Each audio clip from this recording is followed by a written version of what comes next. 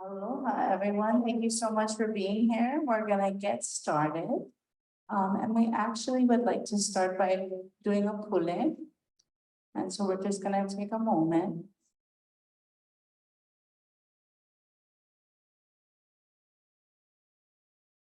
Mahalo ke akua for this opportunity to be together to talk about the important issues that are facing our community and our environment. Please guide us in our words and our actions as we speak together today and as we move forward to find solutions to these difficult issues. Mahalo to everyone who came, and please guide everyone home safely after our event and look over us as we move forward. In your name we pray. Amen. Aloha, everyone. Welcome to our event tonight. We are so grateful for you being here. We have a few activities that we would love for you to participate in the back of the room. There's going to be additional opportunities to do that. And so you can go ahead and feel free at any time actually to move around if you would like to. I wanted to start first with some introductions. I wanted to introduce the staff that we have here. First and foremost, we have our Mayor, Mitch Brown. Mahalo, mahalo, Mayor. We also have our Director of Environmental Management, Ramsey Mansour. Yay. And then we actually also have the Deputy Director. She's not up here, but Brenda Yokopa Moses, mahalo nui. Cyrus Johansson was going to be here. I'm not sure if he's here right now. We would like to acknowledge him, as well as Kelly Hartman, who's in the back of the room, and Peter Sir, who's operating our Zoom. Mahalo nui. From the Carolo team, we have Dr. Carrie Ishida here in the front, Adrian Fung in the back, Lance Lam in the back, and myself. Thank you again, everyone, for being here today. So we are here to talk about cesspool conversion, which we understand is a very complicated issue. It's one of several meetings, but we thank you for being here today at this first meeting. There's just a few things that we wanted to go over at the beginning. So if you could please silence your phone. We ask that just one person talk at a time, and we respect differing viewpoints. We do have comment cards available to write down questions and thoughts. They're in the back of the room, and we invite you to please grab those comment cards. We don't want you to forget your thought, but we may not have time to break during the presentations. So please go ahead and write those down. Hold your questions till the end, and please be succinct so that everyone has a chance to speak. And we will have, restrooms in the back, and our main exit is in the back of the room. We also have refreshments here, and we welcome you to get up at any time if you would like some water or a snack. And with that, I would like to introduce our Mayor, Mitch Brown, to come and talk to us.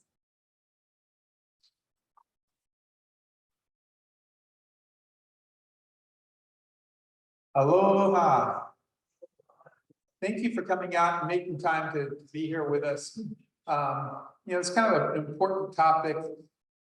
We'll hear a little bit more about all of our cesspools that we have on the island, and why we need to make some changes, mainly because of a state law. But for us, we look at this as part of making a sustainable Hawaii island where our kids can raise their kids and their kids can raise their kids. In order for that to happen, we need to make sure that we're taking care of our Aina. We need to make sure that we're taking care of ourselves, our drinking water, our oceans as well. And so a lot of what we're talking about tonight has to do with cesspools and how we have to convert away from cesspools into either sewage or wastewater, or to septic tanks or some other things. And so we're going to give you some ideas. This is a beginning. It's not an end. We're asking for the community's input, for your knowledge as well. This is going to be very, very expensive, more expensive than the county can take on by itself. And so it's not an easy thing to get up here and say. But, just looking at one area, and I'm gonna use Puna, and you'll see a slide, I think, that if we were to put wastewater systems in Puna, it would cost about $4 to $11 billion with a B.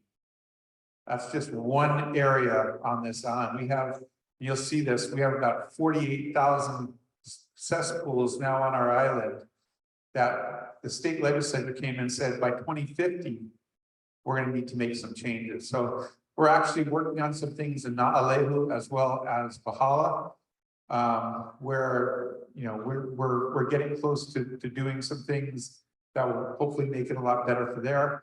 But there's still other places on this island that still need to look at some solutions. So again, really want to mahalo you for being out here tonight.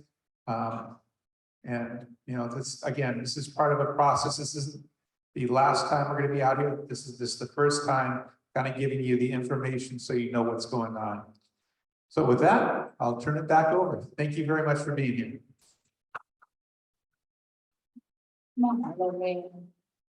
And next, I would like to introduce Director Ramsey Mansour to continue discussing this issue of cesspool conversion and the county's initiatives. Mahalo. Aloha and thank you for coming. Just to let you know also the people on Zoom and this meeting is recorded, so it's going to be on the website. So people could access it within the Kaho district as well. And I want to thank the mayor for the presentation. So DM, I'll give you kind of projects update.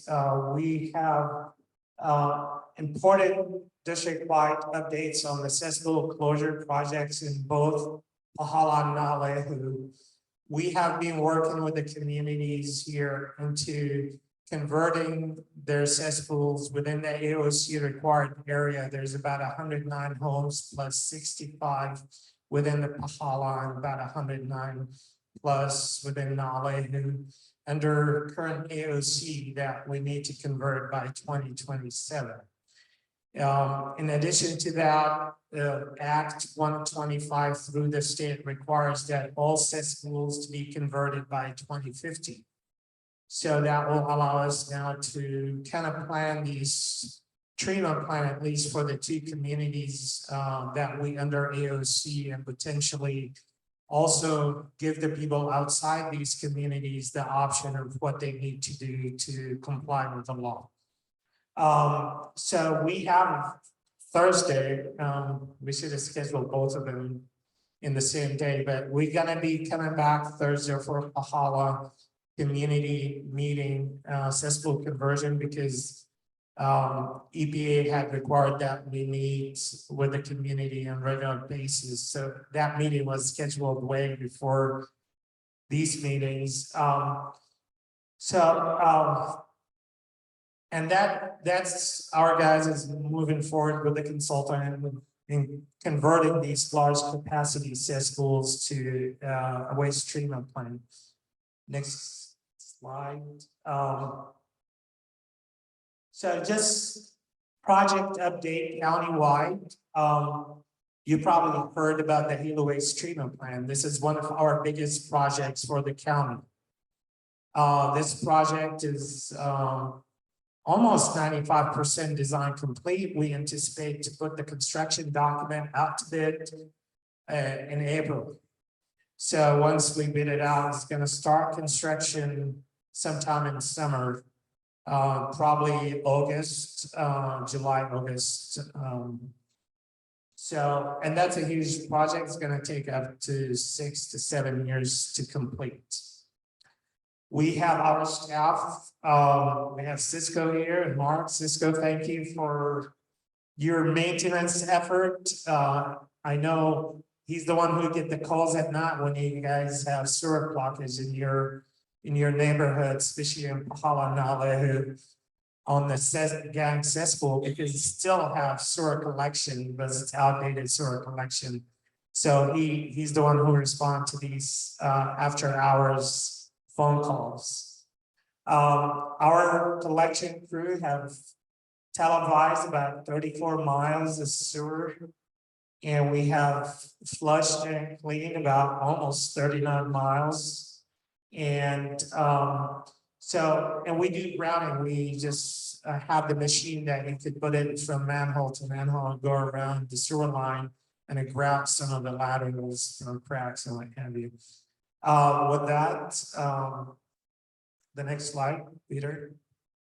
With that, I'll hand it to Dr. Nishida. We'll go over the plans of the cesspool conversion countywide. Thank you. Thank you, Rams.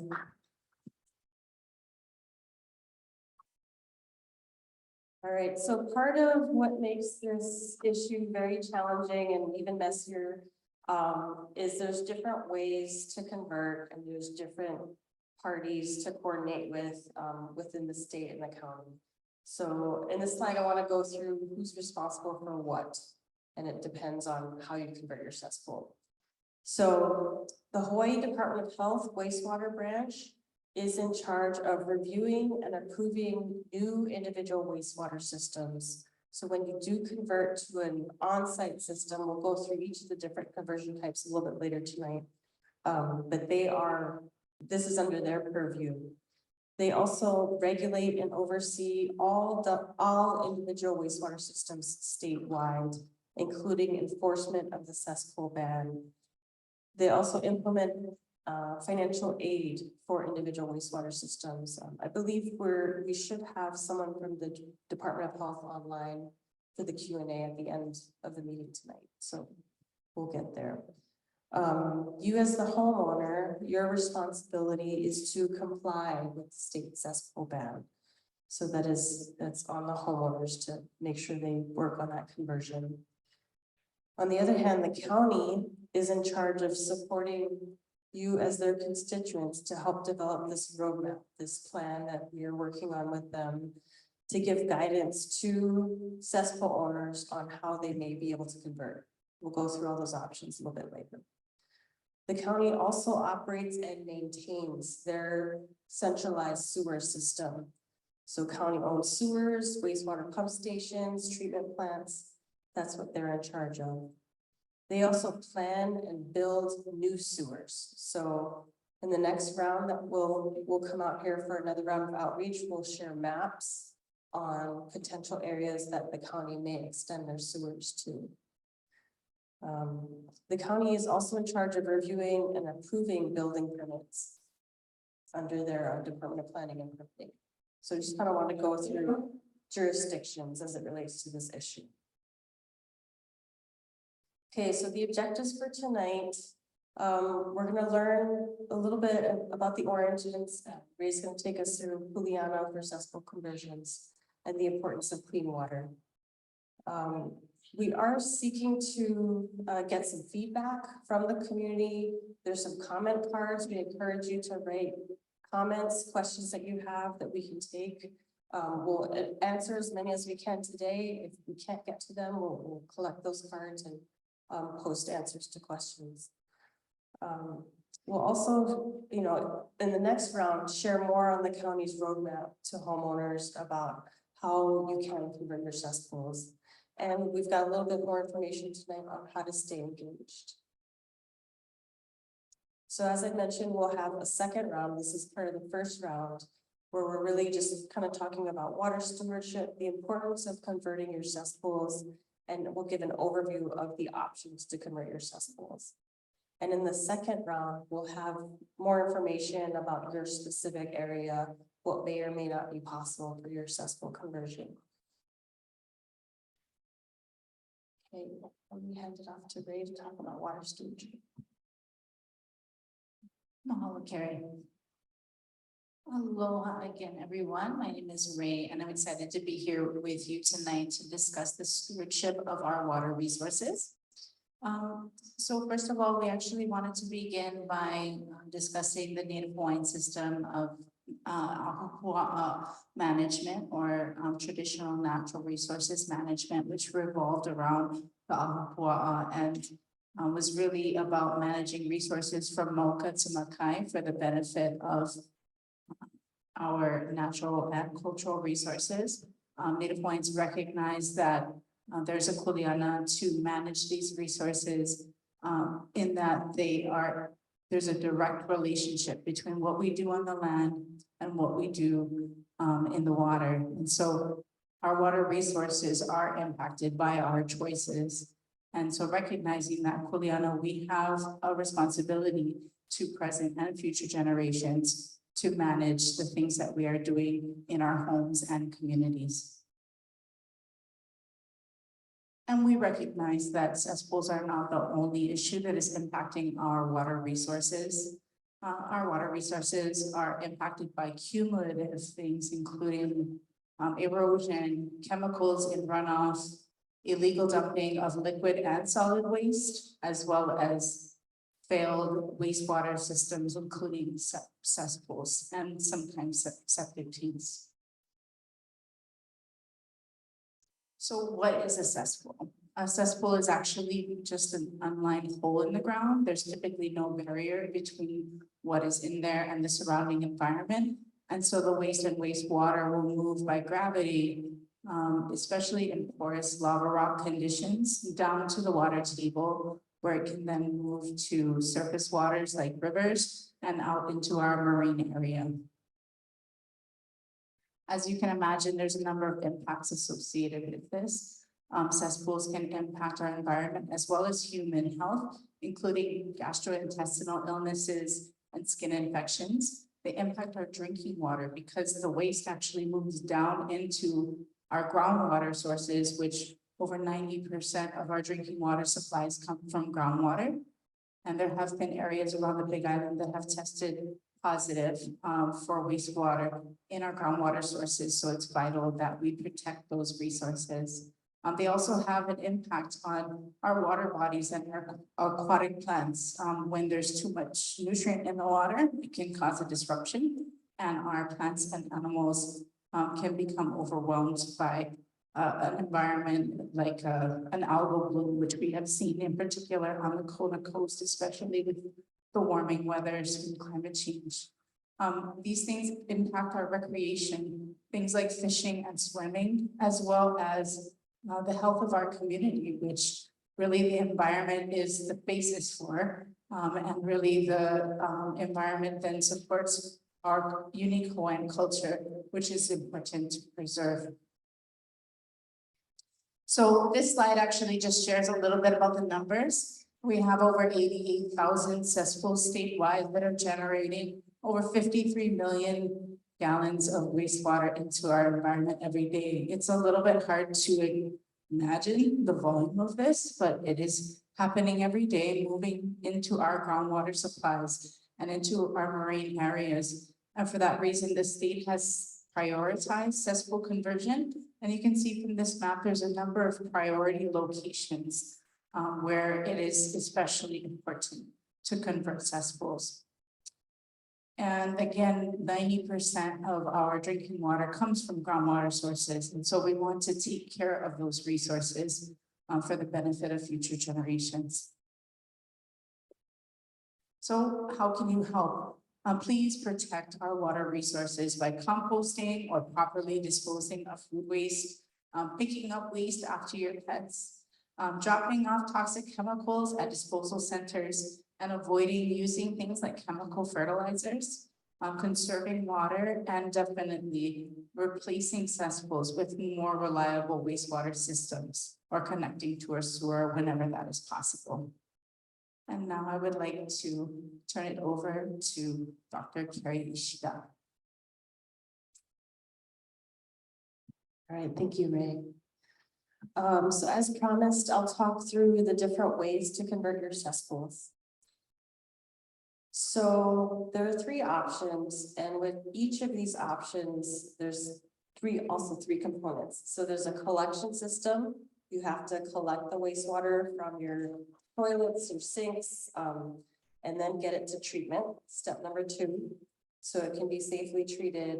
And then step number 3 is disposing of the treated water at our treatment plants. It's reclaimed water, it's treated to a very high level. So 3 steps: collection, treatment, and disposal. And with each of these three options, think of them as kind of large, medium, small. So connecting to an existing or new wastewater treatment plant, those are generally county plants. That's kind of the large option. So large collection systems, treatment plant, and then an effluent management or disposal option. The medium option is a cluster system. It's kind of like at a block level, where you can convert many cesspools at a block level, have a new wastewater treatment plant on a smaller scale, and then effluent disposal. And then the third option, the small option, is at a household level. So an individual wastewater system, another term that's been used is an on-site system. So we'll talk about the benefits and challenges of each of these types. So conversion option number one, connecting to the county's sewer system or the centralized system, large option. So some considerations with this conversion option is how close are you to the existing county system, or how feasible is it for them to extend to where you are? Those are things that we're looking at. Also, the available capacity at the plant that's nearby. Can they take your flows? Is there enough space at the plant for them to accept? And then the cost of the upgrades to the sewers and the fee impacts. So this map here just shows the locations of the county's wastewater treatment plants. There are other private systems that aren't shown on this map, but you can see the general location. Some of the benefits and challenges of this option. There's potential to reduce potable water use and increase recycled water. So wastewater treatment plants are very, very highly regulated at the state level, also federal EPA regulates wastewater treatment plants. So there's a very high level of treatment at these plants. So there's excellent environmental protection. There's also the potential for rapid conversions. So if the county can extend their sewer, they can pick up multiple homes that are along that sewer extension. Another benefit is homeowners will not have to take on and operate their own mini wastewater treatment plant, which they would have to do for an individual wastewater system. And there's the potential to reduce the burden of scope and minimize that scope to just connecting with the lateral for the homeowner. So all you would have to do is build the lateral to connect to the county sewer system. Some of the challenges are that the county would need to expand their sewer system, and there's a significant cost in some areas. We'll talk more about costs a little bit later tonight. Also, the county requires staff and support to implement these projects, continue operating and maintaining their system. Conversion option number two is connecting to a new or existing decentralized or cluster wastewater treatment plant. So this is kind of at that block level. So we can connect a group of homes, 50 to several hundred. It's a smaller version of a centralized wastewater treatment plant, but a larger version of an on-site system. And there's still, considerations of the cost of construction for the sewer system and the potential fees. So some of the graphics here just show kind of cartoons of what that might look like, collecting from several homes to a centralized location. And there's a way to do it in a modular way so that you can kind of daisy chain things together. So some of the benefits and challenges of a decentralized or cluster system. Again, there's the potential to offset potable water use, potential for recycled water use. This would also be a highly regulated option by the state and EPA. So excellent environmental protection. And again, the potential for rapid conversions. You can pick up multiple homes with this option. Again, the same benefit that as a homeowner, you would not have to operate and maintain your own mini wastewater treatment plant. There would be a licensed operator that would do that. And similar to the previous option, the scope to the homeowner is reduced, minimized to just connecting through a lateral. One of the things is this option can kind of broaden the range of funding opportunities, especially with water reuse as an option. That could be helpful as well. There are, of course, challenges. You have to get all your neighbors on board. Got to get them all on the same page. It doesn't make sense to build a new system if not everyone on the block is on board. So there's some neighborhood coordination that's needed. There's also significant upfront costs for planning, design, and construction. There's a lot of steps that have to be taken, particularly for new systems to be built. There's a need for licensed and skilled operators, land and space requirements, especially for a new treatment plant. And the third option is to convert to an individual wastewater system or a Department of Health approved on-site system. So for this option, you'd still need a site evaluation by a licensed engineer to determine the possible options. There are many, many options to treat your on-site wastewater and then also dispose. It really is very site specific. We'll talk a little bit more about that and how that plays into costs as well. There are state regulations that are shown here, Hawaii Administrative Rules 11-62.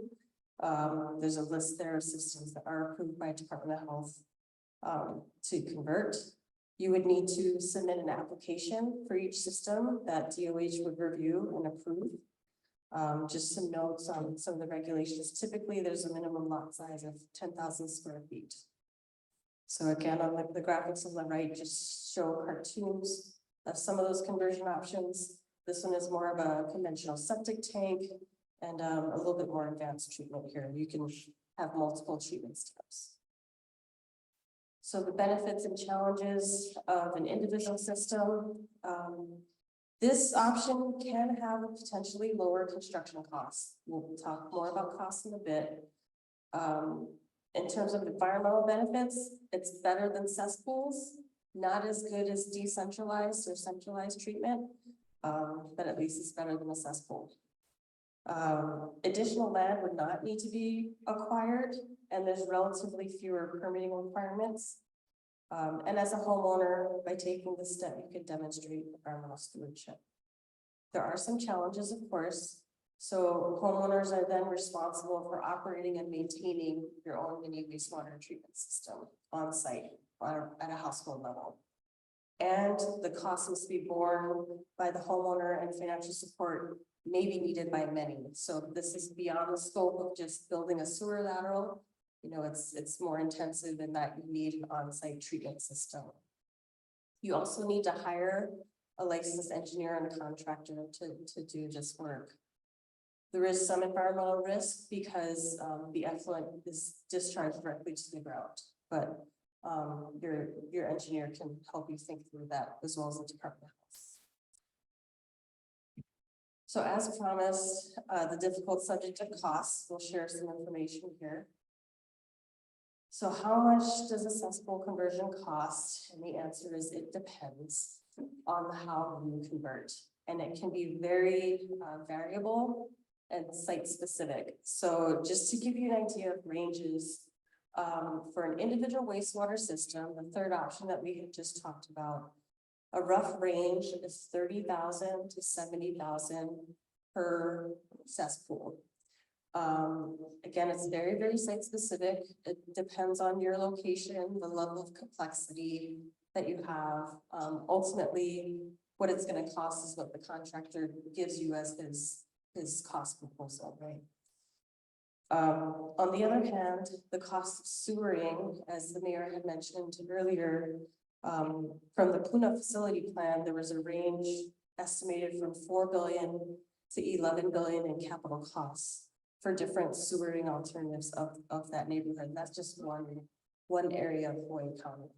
So there are very, very significant costs, whether it's at a household level for residents or for these large centralized systems.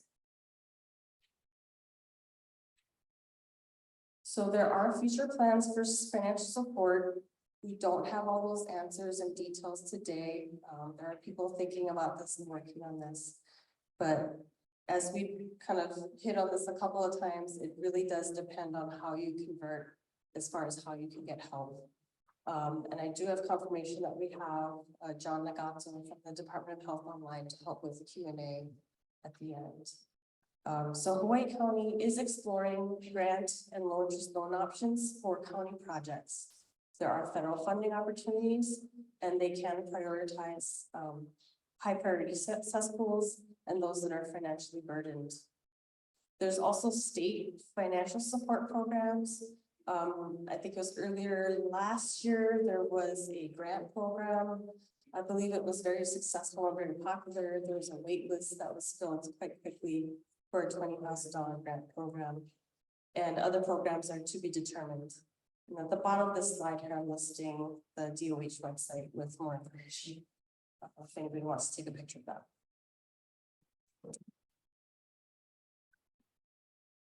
All right, on public participation timeline. So today, we just wanted to share with you a little bit more about these conversion options. In this next round, we'll have much more information about suggested conversion options by region, including maps with options, and ideally a little bit more information on costs.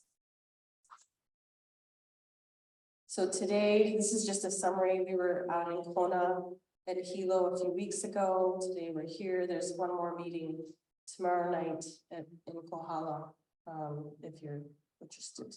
You want to hear this again. We'll also be posting a lot more information through the county to their website. This is on the integrated wastewater management plan. There's a QR code here if you want to take a picture or scan that. We're listing the website here, and I think we've got some handouts of it at the back if you don't want to write it down or snap a picture. There's some copies of the website there. And I'm going to invite Adrian to talk about some of the current legislation and how you can get it. Hi, everyone. Next, we're going to share about some of the currently proposed bills related to wastewater or cesspools. As you may know, the 2024 state legislature is currently in session. Here are the House bills that are currently being reviewed. So starting from the top, House Bill 2743, that would require each county to develop a wastewater management plan and identify sewering areas. This would also instate a monthly fee for properties still with cesspools in July 2025. House Bill 1691, that would require a denitrification step in the treatment process for systems near the shore or deemed likely to pollute groundwater. House Bill 1759, that would require like hotels and inns to upgrade or connect their cesspools with earlier deadlines of 2035 for priority 1 cesspools and 2040 for priority 2 cesspools. And similarly, House Bill 1892, that moves up the deadline for cesspools in general that are categorized as priority 1 or priority 2. This bill also includes funding for outreach and the cesspool grant program that Carrie mentioned. That would be continuing the DOH grant program. And then lastly, House Bill 2264, that would be for a 3-year wastewater pilot program by UH Grants program. And these are the bills currently going through the Senate. Some of them are very similar. So Senate Bill 2360, that's also related to continuing the DOH pilot grant program. Senate Bill 2425, that would require real estate transactions to disclose if a property has a cesspool. Senate Bill 2426, that's related to the earlier House bill, which also moves up the deadlines for priority 1 and priority 2 cesspools. That one also includes an income tax credit program. And then lastly, Senate Bill 2513, that would establish a 3-year wastewater pilot program by a different research facility, the UH Water Resources Research Center. If any of these bills are speaking out to you or you want to get involved, you can provide your testimony at this website or you can scan the QR code. And it's just important for your representatives and your senators to hear from you because they're the ones representing the communities and they would like to hear your input on what is important. If you want to get further involved, you can also communicate with your legislators, share any ideas you have. And the process takes a while, so sometimes you do have to repeat this. And of course, you can even contact the governor. So let us know if you have any questions. There's also a QR code on a flyer in the back if you want to get more involved with the legislation process. Mahalo, Adrian. And actually, I would like to, instead of going into the engagement activity, which I'm happy for you to know we have one. We do have 2 engagement activities that we invite you to participate after the meeting, but we wanted to go first into Q&A. I'm gonna invite Deputy Director Brenda Yokepa Moses to come and Yokepa Moses, to come and speak with us. Mahalo. Thank you. We do have a small group here tonight, but luckily we have some unfamiliar faces in the audience. That means people that have been coming to our cesspool meetings frequently. We've had quite a few in Naalehu and Pahala. We do have a few different faces in the audience. That's very encouraging. We do have our mayor here that's drove all the way around the island today, so thank you. Our managing director, Deanna Sacco, she's here, and we have other staff here as well. So we encourage you to feel free to ask questions. We'd like to know what area you're from. Kaʻu is very large. So if you're from Pahala, Naalehu, Discovery Harbor, wherever you're from, please indicate that. And if you don't want to indicate your name, you don't have to, but just indicate what area you're from so we can kind of know and document what concerns are from what areas. Do we have any brave souls that would like to start? Oh, my God. Okay. I'm from Naalehu. My question is all of our cesspools were approved by the Department of Health when we were put in. And now we'll switch over to a septic tank. Who's going to say in 2040 if they say septic tanks aren't legal anymore? And we've already put our $30,000 to $70,000 into a septic tank. Very, very valid point. That's why we're working with Department of Health. In fact, this is a proactive meeting because it's not County of Hawaii, specifically Kuleana, to take care of individual cesspools. But we definitely want to partner with the Department of Health because where we can do a sewer line extension where it makes sense, it is so much better for a community because once you hook up, then it's out of your hands and it's in the county's hands to take care of. If anything happens with EPA where they change rules or with the state, it is now in the government's hands to deal with those changes and not the individuals. So you're very correct. If you convert from a cesspool to a septic, and then 20 years down the line, there is a sewer line that passes in front of your property, it would be considered a better option. You'd have to hook up to that sewer system. And Dr. Yeah, if I can jump in, that's a great question. That's actually part of the reason that we're doing this outreach and this plan. So the idea is, we're here to give you guidance and a roadmap. So we're working with the county to identify what areas may be sewered in the future so that you know that, so you don't have to go through it twice. So we're working through that. We'll have a lot more information on that for the next round. So when you see those maps, you'll be able to see, okay, county is or isn't planning to sewer my area in this rough time frame. My other option is either an individual system or a decentralized system, and then you can kind of go from there. So that's the idea behind this plan, is to give you a roadmap guidance. Even with a septic tank, the sewage water is still going into the ground, just like it is with the cesspool. So if they feel it's unsafe now, then they're gonna stop them. And then we already know the county's not gonna put sewer systems in. We can't afford to do that. And so what's the fine if you don't change over from the cesspool? Right. do we have Department of Health online? Because it's not a county fine, it would be a state. I'm not sure. Peter, do we have Department of Health? I'm here, but I can't hear the question. I'm sorry. I'm here. Okay, the question is, we have a very good question regarding septic, conversion to septic. And how about if they're mandated to convert and they don't? What's the fine penalty from the Department of Health enforce the fine? Has that been set yet? I don't believe it's been set yet. There's a lot of pieces to this. Maybe Carrie could speak on it, but from what I understand, this is just the beginning of it, to set the mandate. But yeah, I mean, there's a lot of things that that the legislature has put in charge for our wastewater branch specifically to answer and figure out. And yeah, I don't think that we have penalties and different kind of things in our Hawaii administrative rules and our Hawaii revised statutes as far as like violations, penalties, fees, but I don't know specifically the dollar amount. You know, what you guys are saying is really valid though. We just kind of take what legislature, figures out and try to implement it. But those are good questions. Those are stuff that with us too and the state legislature, you guys can bring these kind of questions to them too, because they're the ones writing bills. We don't specifically write bills. We make comments to bills and stuff. So I agree. I can bring that up in conversations with people. Yeah, I think that's one of the reasons why we want to have these meetings early. You know, we're in 2024.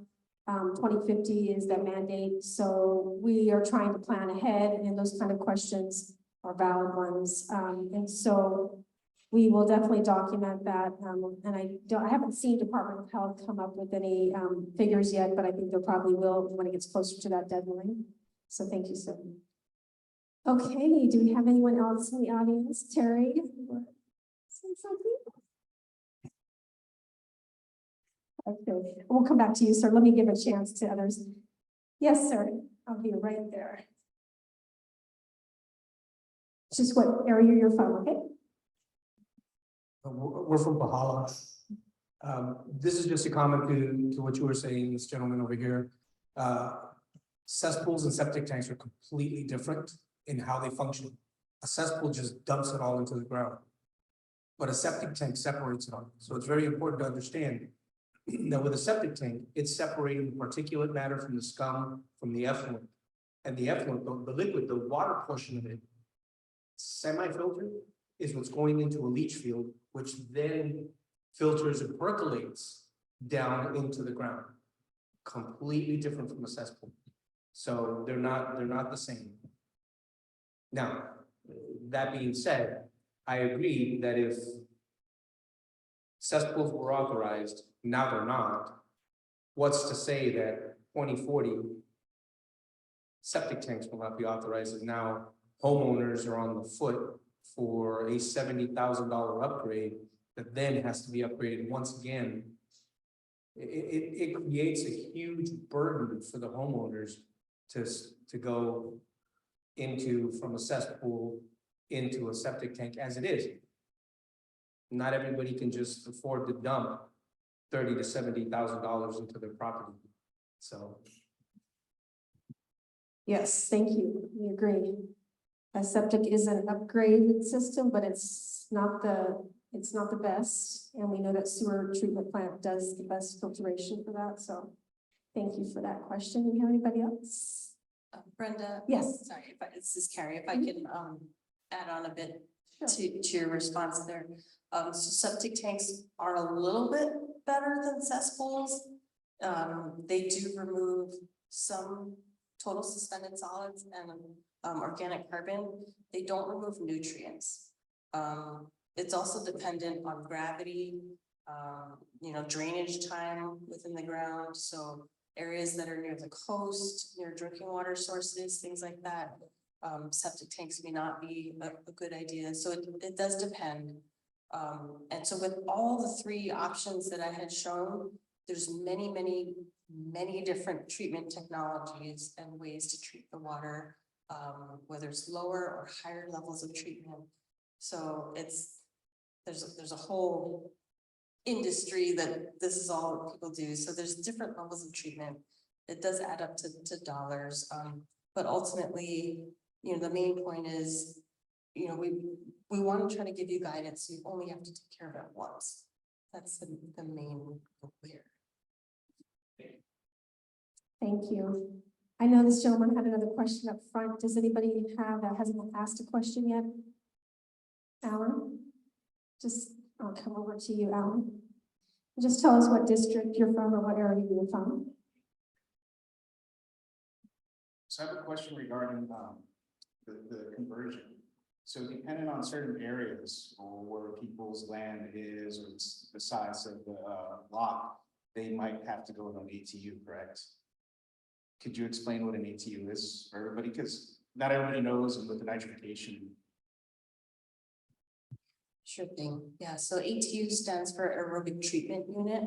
So what that does is, it's a tank that funnels air through your treated wastewater. And that encourages biological activity. So it's a little bit more treatment than a septic tank, to help remove more organic carbon as well as some nutrients. It does take energy though, because you've got to, push air into the water. But it does provide a higher level of treatment. There's some folks I know in the area of Pluoco that have ATUs, probably elsewhere. So it's just, another piece of equipment to install. So would you recommend at a certain point, instead of going with a septic, going with an ATU in case something changes down the road, regulations? Because I know there's a huge cost difference, and then, like you said, you have to have power, but I mean, there's other options besides ATUs. You have, different systems, filtration, So is there any information that everybody else, you guys could, have a link or share this information with everybody in the community? Yeah, so I can share, there were some studies done, around 2021, 2022.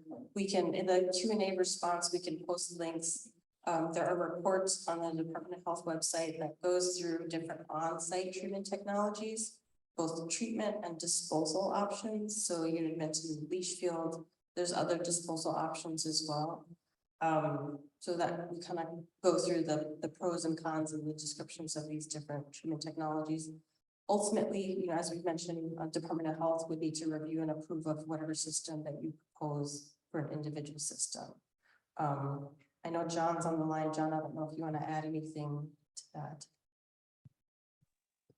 Can you rephrase that question? Sorry, I have a hard time hearing. Oh, yeah, sure. The question was, where more information on treatment for on-site systems can be found, and I'd mentioned the reports that were developed previously for the Department of Health.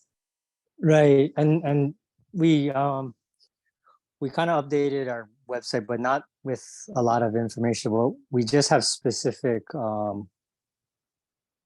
right now, just the septic tank, aerobic tanks that have NSF 40, NSF 245, and then there's some specific brands of passive systems that we still include septic tanks with, and I think it was Ridge to Reefs, kind of this bioreactor type technology with plants.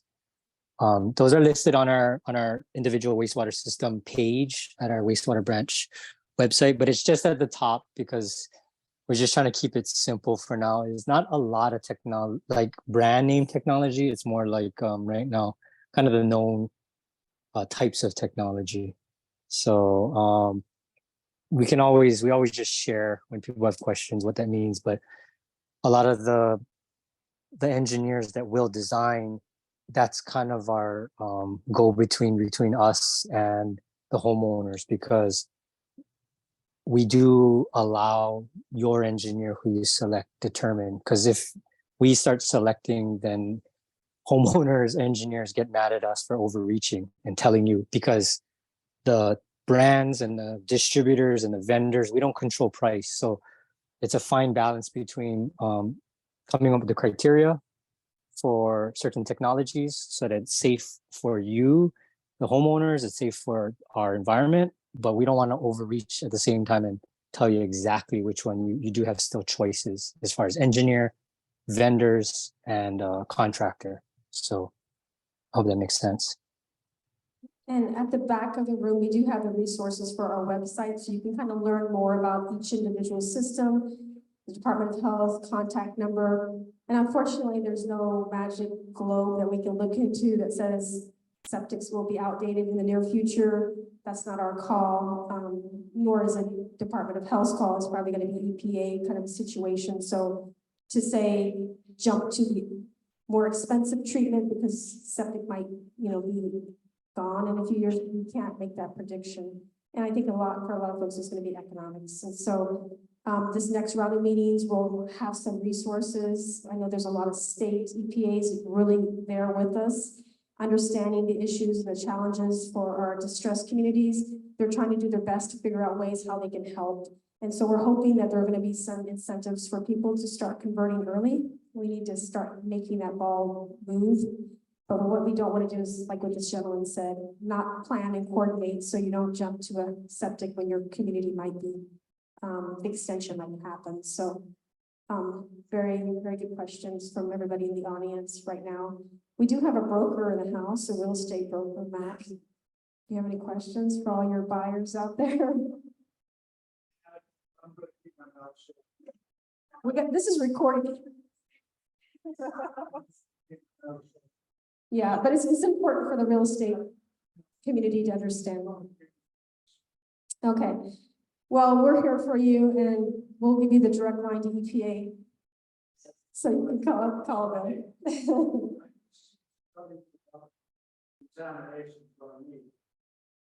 Okay, well, go that website that we have back there. We'll have some information for you. It's hard to swallow for most of us, but the information that's been provided historically shows that these contamination to our ocean, and we all live here. And it's not just recreational; it's livelihood as well. So we gotta try to do our part. Anybody else have any questions or comments in the back? Yes. Okay. I'll go to Mrs. Skip. So I'm in the Naalehu area as well as Green Sands area. So what I'm trying to figure out is in the Naalehu area, the prices on your guys' wastewater kept rising. So what's the purpose of it? Is it because you guys are constantly getting fines from the EPA?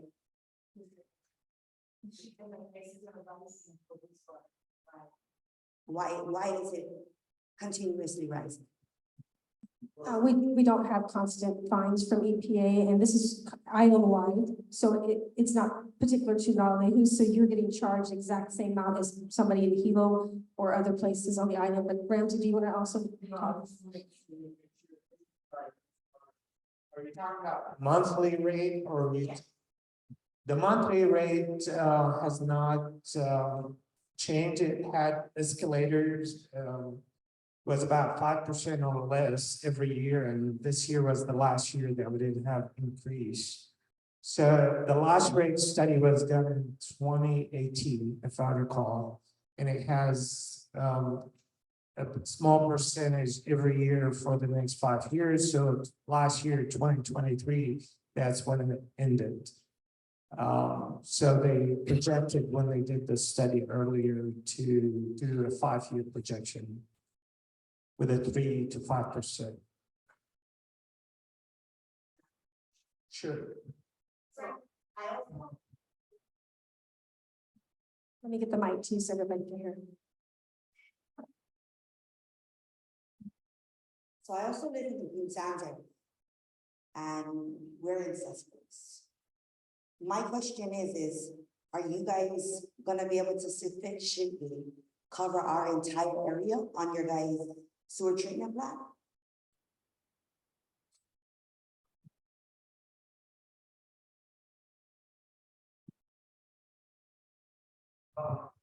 Currently, the package unit plan is designed to cover the homes within the administrative order of consent within EPA, because they have a gang cesspool.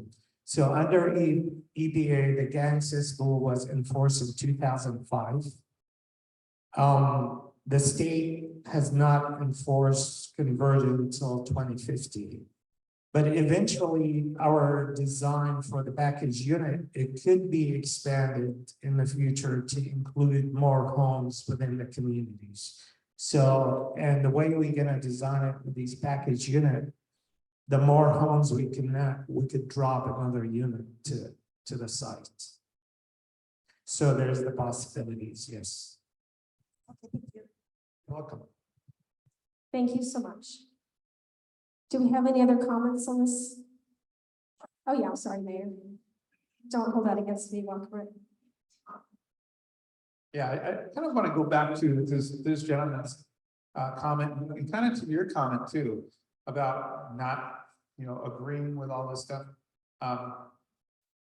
Realize this is a problem that started a long time ago. Most other communities that you see around the United States, they started off and they wouldn't let people build in areas that didn't have treatment facilities and things like that.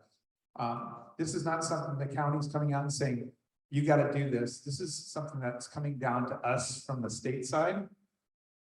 So there's, laws that were passed, part of it, because of what the federal government is doing, pushing it down.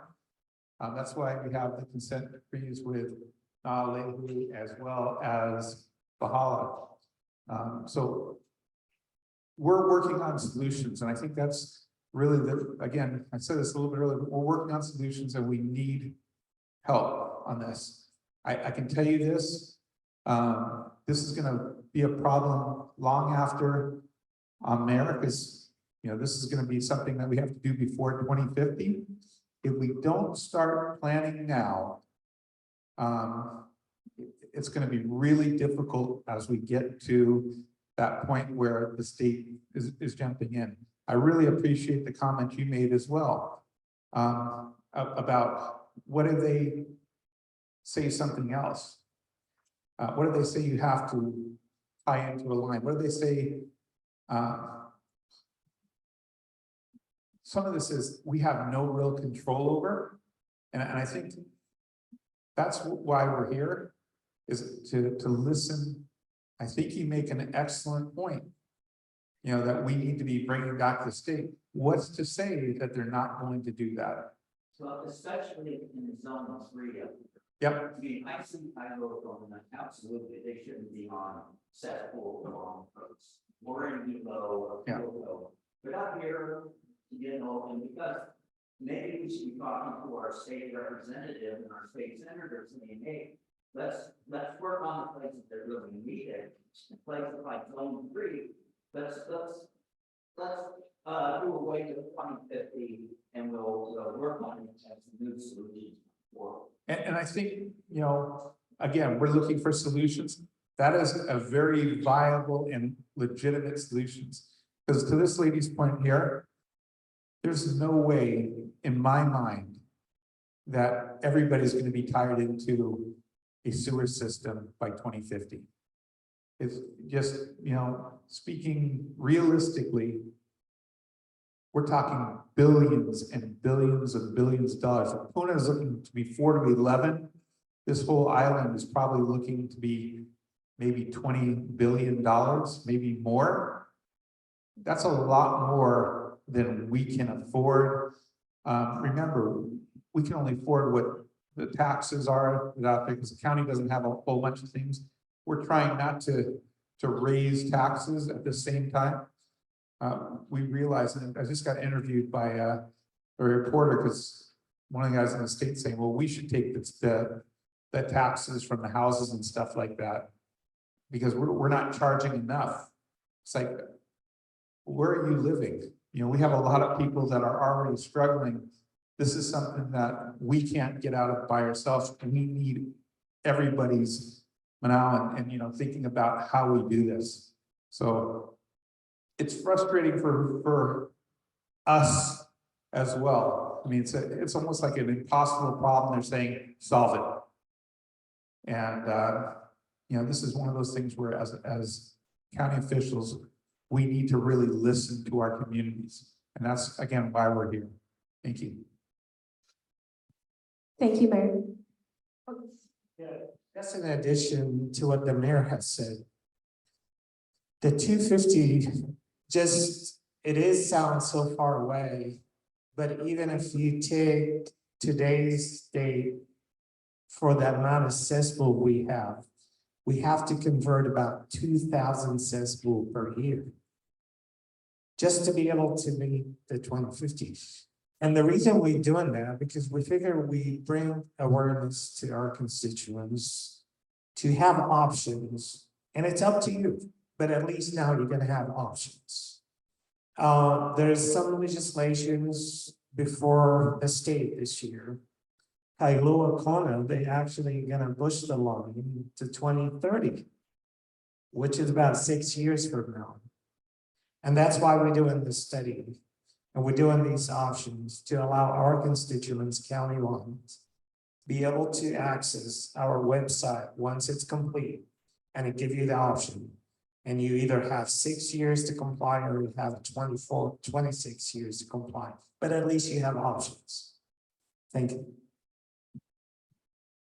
Thank you for that conversation. See, we didn't have a large group, but we had some excellent questions, so that was amazing. We're gonna stay around here on the county in the back of the room. We have maps back there. Please engage with our staff. And then we'll go over the activity real quick, but please stick around. We have some refreshments. Talk to our people in the back of the room, and you have any more questions. Thank you. Thanks, Ray. Mahalo, everyone. And again, thank you so much to our Deputy Director, and Mayor for that conversation, as well as the Department of Health officials who are online. We are still here, and we really, really care about what your thoughts are. If you didn't, especially if you didn't get a chance to express any questions, we have a comment box. We invite you to write things down. We also have a survey. We would really appreciate if you would participate. You can do it two ways, either using a QR code with your phone, or there's a paper copy of the survey in the back where you can just write on it. But basically, really simply, where do you live? What are your top 3 concerns about cesspool conversion? What do you think are the environmental benefits of cesspool conversion? Is there anything that you would like to share regarding your thoughts? And then your email or contact information if you'd like to be updated about future events. So all of this is going to feed into what we're discussing tonight, the plan that is being made. We want to make sure that we're integrating the comments that come from the specific communities so that you can see that represented in your area. We also have a second engagement activity, and that is in the back of the room on the right-hand side. We have a question about what aspects of cesspool conversion are most important to you and your community. And so you have 3 tickets. You got them in the front, but if you didn't, please go ahead and get them. And you can choose which of these options are most important, or if something is especially important, you can put all 3 tickets in one box. But our options are construction cost, annual operations and maintenance cost, the responsibility for the operation and maintenance, compliance with the legislative requirements, utilization of availability of land, and that's really important, I understand, here in this district. And then environmental concerns as well, extremely important. So we're here for you. If you have any specific questions, you know who we are. We're going to be in the room. And we also have the mapping exercise. I'm not sure if everyone had a chance to participate, but in the back of the room, we have a map of Hawai'i Island. And we're inviting every community that we go to please participate by putting a dot on the map that represents where you live and the type of wastewater that you have at your wastewater infrastructure you have at your house. So if you have a cesspool, a septic tank, if you're connected to the sewer, or if you're not sure, there's a dot for each color. And if you would please join us by participating in the map so you can represent your district. We want to take a look at it at the end, and really it'll show us the picture of wastewater issues that we all need to focus on. And with that, I would invite you to please participate in one or all of these activities. And again, thank you so much for being here. We are very, very grateful to everyone for coming out tonight. And please take care. Mahalo nui.